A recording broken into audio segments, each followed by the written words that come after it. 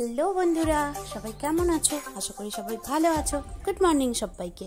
আর আজকের ভিডিওটা টাইটেল আর থাম্বনেল দেখে নিশ্চয়ই বুঝতে পেরে গেছো। আর দেখো, একদম বটি নিয়ে সবজি কাটার থেকে শুরু করে দিয়েছি ভিডিওটা। আর দেখো, আমরা গ্রামের যেহেতু আমরা গ্রামে থাকি, আর আমরা গ্রাম্য পদ্ধতিতেই হয়তো রান্নাবান্নাগুলো করে থাকি।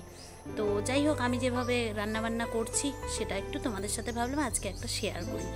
তো মনে করো, বাড়িতে রান্নার কিছুই নেই, কয়েক রকমের সবজি ঘরে অনেক সময় হয় এরকম, কয়েক রকমের রান্না করতে করতে কয়েক রকমের সবজি জমে যায়, যেগুলো দিয়ে কী করব ভাবছি। তো যাই হোক, সেই সবজিগুলো দিয়ে আমি আজকে ভাবলাম একটু নামটাও নতুন করে দিই, আর রান্না তো এভাবে করি, হাবিজাবি সবজি। এটা হচ্ছে হাবিজাবি সবজি। সব কিছু সবজি দিয়ে, মাছের মাথা ছিল, মাছের মাথা দিয়ে একটা চচ্চড়ির মতো হবে, কিন্তু এটা চচ্চড়ি না, ঠিক এটার মধ্যে মশলা দেওয়া হবে পেঁয়াজ বাটা, লঙ্কা বাটা, জিরা বাটা। এটা দিয়ে, মাছের মাথা দিয়ে একটু গ্রেভি টাইপের হবে, হাবিজাবি সবজি এটা।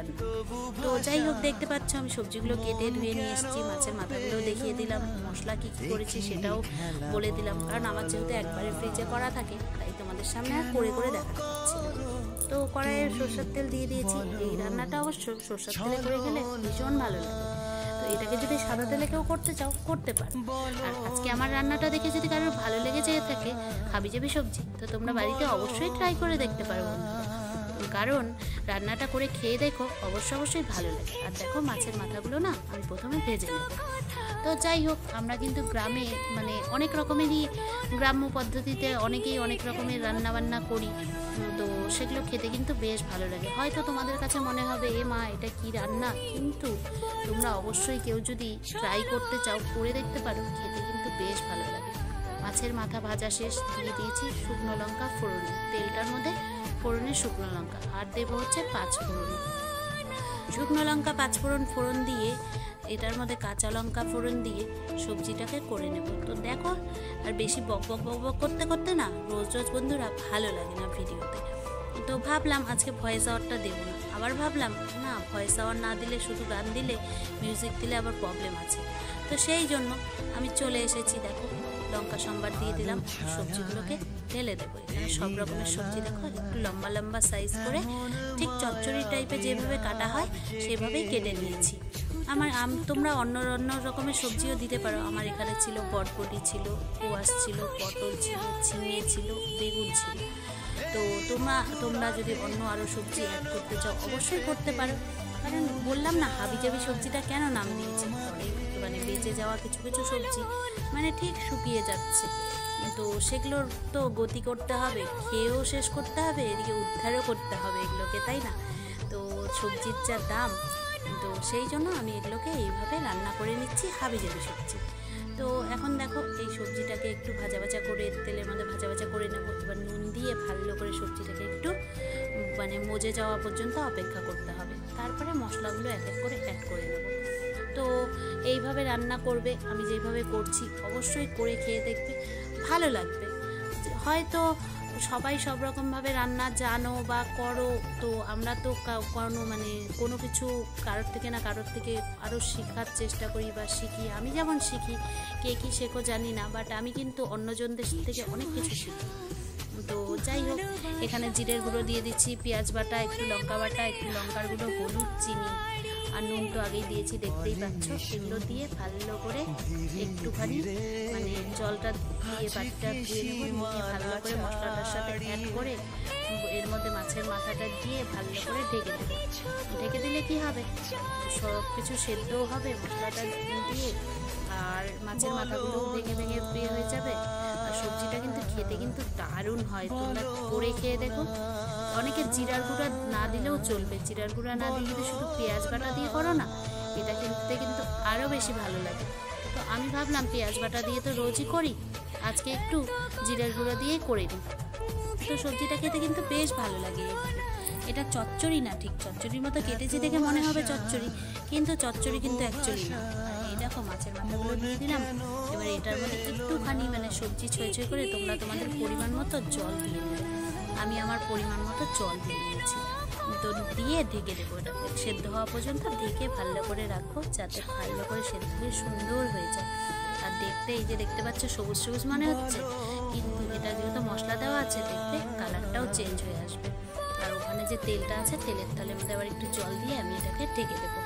তো তোমরা দেখতেই পাচ্ছ কিভাবে করছি। তোমরা অবশ্যই ট্রাই করো কিন্তু বন্ধুরা, বারবার করে বলছি। আর তার গল্পের মাঝখানে আরও একটা কথা বলে দেই, যারা আমার পরিবারের নতুন বন্ধু আসছো তাদেরকে অনেক অনেক ভালোবাসা, তাদেরকে ওয়েলকাম। তো যারা নতুন এসেছো তারা প্লিজ একটু ধৈর্য ধরে আমার পরিবারে কিন্তু থেকে যেও, কেউ চট করেই চলে যেও না। আমি তোমাদেরকে ঠিক ব্যাক দিয়ে দেবো, 24 ঘন্টা বাদে ঠিক ব্যাক করে দেবো। যদি কোনো কারণবশত একটু ব্যাক করতে দেরি হয় তোমরা কেউ আমাকে ভুল বোঝো না। আর যারা নতুন আছো তারা প্লিজ বন্ধুরা ভিডিওটা স্কিপ করো আর ফুল ভিডিও ওয়াচ করো। আর হচ্ছে পাশে থাকা বেল আইকনটি টুংটুং করে বাজিয়ে দিও, যাতে আমার ভিডিওগুলো জলদি তোমাদের কাছে পৌঁছে যায়।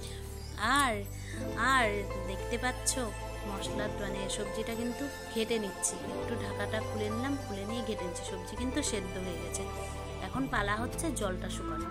তো দেখতে পাচ্ছ মাছের মাথাগুলো ভেঙে সবজির সাথে অ্যাড হয়ে গেছে। এইভাবে রান্না করে না খেতে কিন্তু বেশ ভালো লাগে। তো এইভাবে সবজি রান্না করলে ভাত দিয়েই খাও আর রুটি দিয়েই খাও, যেটা দিয়েই খাও না কেন, সত্যি বলছি বন্ধুরা ভালো লাগে। জানি না কার কাছে কেমন লাগবে, বা করে খেয়ে দেখতে পারো। যদি অবশ্যই ভালো লাগে কমেন্টে আমাকে জানাবে, তোমাদের কমেন্ট করতে কিন্তু আমার ভীষণ ভালো লাগে।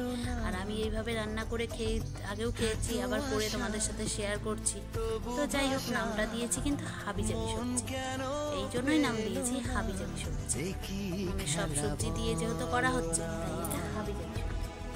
তো আমার মেয়ের এটা নিয়ে এত হাসাহাসি করছে, বলে কি মা একটা নতুন রেসিপি করেছে, সেটার নাম কি হাবিজাবি সবজি, সবাইকে বলে যাচ্ছে। আর দেখো বন্ধুরা, নামানোর আগে লাস্টের দিকে একটু গরম মশলা অ্যাড করে দিই, তাহলে কিন্তু সেন্টটা খুব ভালো সুন্দর হয় আর খেতেও বেশ ভালো লাগে।